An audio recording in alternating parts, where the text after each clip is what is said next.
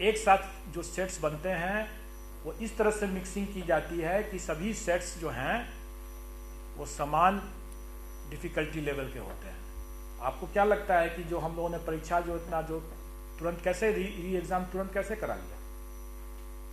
और हम तो इसके लिए भी तैयार थे कि अगर 15 तारीख की भी परीक्षा में अगर कोई प्रभावित होता किसी भी कारण से, तो हम 18 तारीख को उसकी परीक्षा करा सकते थे। क्यों? 2 दिन के अंदर में हम कैसे करा सकते थे?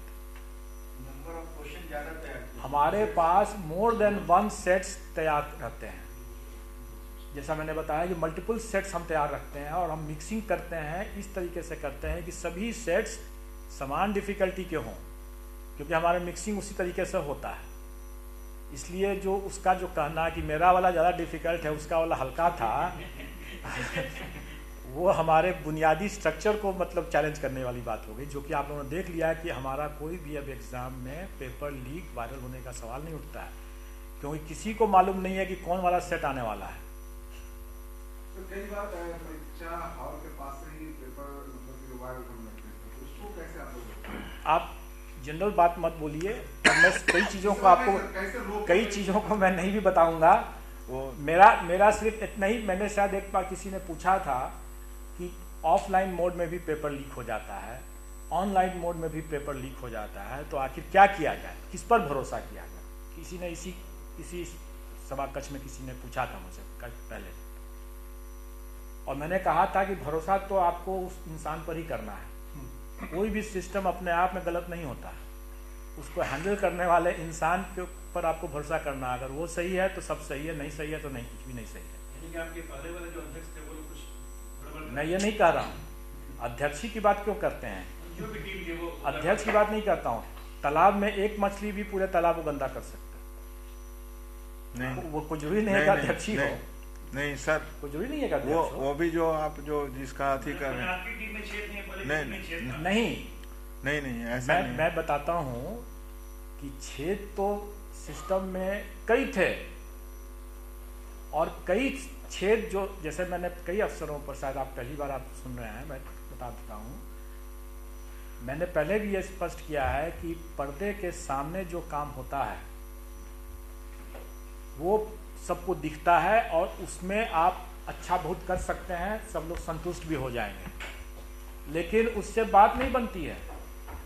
जो पर्दे के पीछे जो काम होते हैं, अगर हम सावधानी नहीं बरतें, उसमें पारदर्शिता नहीं बरतते, अगर हम ये कहें कि हम क्वेश्चन नहीं देंगे, हम OMR शीट नहीं देंगे, आंसर की नहीं देंगे, तो हमने कई चीज़ों को पर्दे के पीछे ढकेल दिया।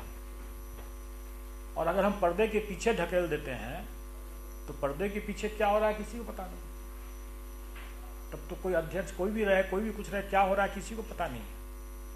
जब तक कि पब्लिक के सामने, पर्दे के सामने जब तक हम उस चीज़ों को नहीं लाते हैं, तब तक ये संभावना हमेशा बनी रहती है कि पेपर लीक हो जाए या कुछ भी चीज़ लीक हो जाए, ये संभावना बनी रहती है। लीक पॉइंट्स कई थे, और हम लोगों ने यहाँ पर इतना कॉन्फिडेंटली हमने कैसे कहा था, पहले ही कहा था, इस परीक्षा के पहले भी मैंने कहा था कि पेपर लीक इतिहास हो गया, और उसके बाद भी हम लोगों ने कितनी परीक्षा ले लिया।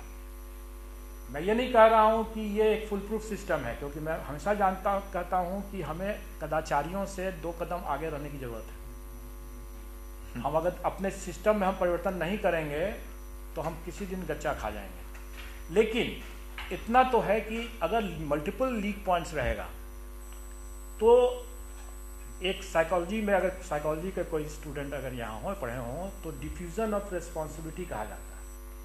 इसको सरल शब्दों में ये समझें कि जब कई लोग जिम्मेवार अगर होंगे तो कोई जिम्मेवार नहीं होता है, क्योंकि सब एक दूसरे पर फेंका फेंकी करेंगे। अगर मल्टीपल लीक पॉइंट्स रहेंगे तो कहाँ से लीक किया गया, इसकी जांच करते करते ही वर्षों बीत जाएगा और कोई जिम्मेवार नहीं होगा। इसलिए हम लोगों ने सबसे पहला काम यही किया कि मल्टीपल लीक पॉइंट्स को खत्म करके there is only 1 leak point left, और कोई लीक पॉइंट है ही नहीं। जब और कोई लीक पॉइंट बचा ही नहीं, तो फिर हम ये कॉन्फिडेंस के साथ कह सकते हैं कि अगर अब कुछ हुआ तो जो एक लीक पॉइंट है वही फंसेगा। और अब हम लोगों को उसके बियॉन्ड भी जाकर सोचना पड़ेगा, और हम लोग कई बार सोच करके सारे लीक पॉइंट्स को बंद करते रहे हैं।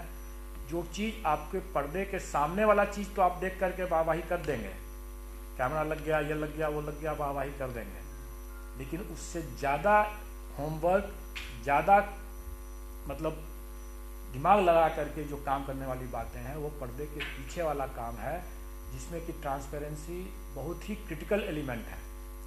और वो ट्रांसपेरेंसी जितना अधिक से अधिक रहेगा उतना आपका system full proof, leak proof रहेगा।